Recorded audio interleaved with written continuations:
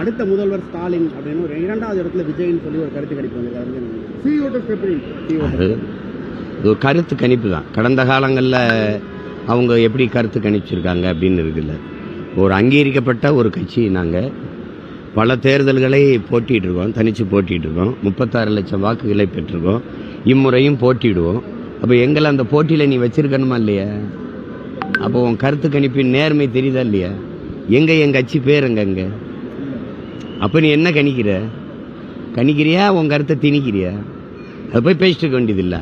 இப்போ நீங்கள் இவ்வளோ ஊடகங்கள் இருக்கீங்க, தேர்தல் நேரத்தில் நாங்கள் போட்டிடுறோம்ங்கிறயா சொல்லுவீங்களா? சொல்ல மாட்டீங்க. மற்றவையில் தான் வைப்பீங்க. இப்போ நாங்கள் எப்படி எடுத்துக்கிறோம்? 64 விழுக்காடுக்கு தான் நீ கணக்கு சொல்லியிருக்க, மீதி 36 எங்கே இருக்குது? அது நாங்கள் தான்ட்டு போயிடுவோம்.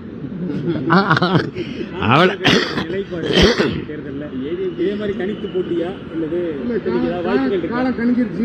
அதே மாதிரி தான், ஒரே மாதிரி தான், தரிச்சு தான் போட்டிடுவோம். அது அரசியல் வியாபாரிகள், நாங்கள் போராளிகள். ரெண்டுக்கு வித்தியாசம் இருக்குது. நான் செய்ய வந்தது பொலிட்டிக்கல் ரெவல்யூஷன், பொலிட்டிக்கல் பிஸ்னஸ் இல்லை. உங்களுக்கு புரியுதா? இங்கே இருக்கிற தலைவர்களை பார்த்து வேலை செய்ய வந்த பிள்ளைகள் இல்லை நாங்கள். உங்களுக்கு புரியும் நினைக்கிறேன்.